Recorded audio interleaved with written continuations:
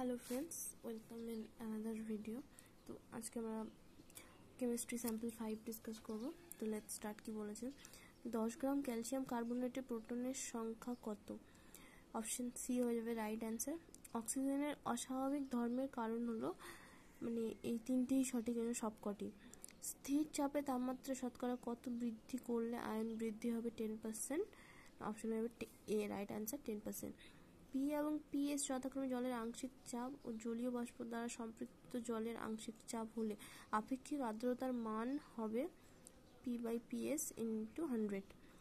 I2 এর আণবিক ভর m হলে নিচের বিক্রিয়ার I2 এর তুল্যাঙ্ক ভর নির্ণয় করো। এই বিক্রিয়াটাই বলেছে I2 এর তুল্যাঙ্ক ভর কত হবে, অপশন ডি হবে রাইট অ্যান্সার m/10। 3p কক্ষকে অপশন সি হয়ে যাবে রাইট অ্যান্সার।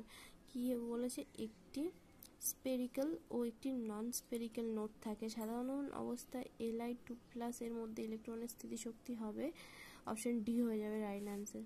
একটি যৌগ দিয়েছে, বলছে এই যৌগটির IUPAC নামটা কি হবে, অপশন সি হয়ে যাবে আমাদের রাইট অ্যান্সার। নিচের কোনটি টটোমেরিজম দেখাবে না, অপশন ডি হয়ে যাবে রাইট অ্যান্সার। টিকে উষ্ণতায় কার্বন ডাই অক্সাইডের RMS গতিবেগ 1 সেন্টিমিটার/সেকেন্ড হলে কোন উষ্ণতায় নাইট্রাস অক্সাইডের RMS গতিবেগ 4x cm/সেকেন্ড হবে। 16টি অসীম লঘু দ্রবণে BaCl2, H2SO4 ও HCl এর মোলার পরিবাহিতা যথাক্রমে x1, x2 এবং x3। অসীম লঘু দ্রবণে BaSO4 এর তুল্যাঙ্ক পরিবাহিতা হবে, অপশন ডি হয়ে যাবে রাইট অ্যান্সার। এর কোন যৌগটি পিরামিডীয়, অপশন ডি হয়ে যাবে রাইট অ্যান্সার। মল্টোজ যে দুটি একক শর্করা দ্বারা গঠিত সেগুলি হলো আলফা ডি গ্লুকোজ। কোন অ্যালকিনটি অ্যানায়ন দ্বারা পলিমারাইজেশনে সর্বাপেক্ষা দুর্বল, অপশন এ হয়ে যাবে রাইট অ্যান্সার। নির্দিষ্ট উষ্ণতার বিক্রিয়াগুলি, এই যে একটা বিক্রিয়া দিয়েছে এখানে, কি বলেছে এত এর সক্রিয়ণ শক্তি যথাক্রমে E1 ও E2 হলে রাইট অ্যান্সার কোনটা হবে, অপশন এ E1 > E2।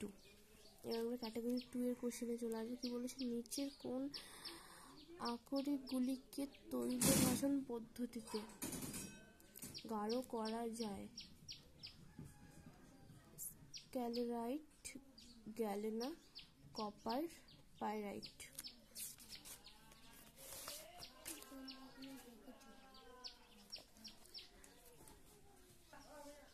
17 নম্বরটা দেখো, একটা এখানে একটা বিক্রিয়া দিয়েছে যে A+B।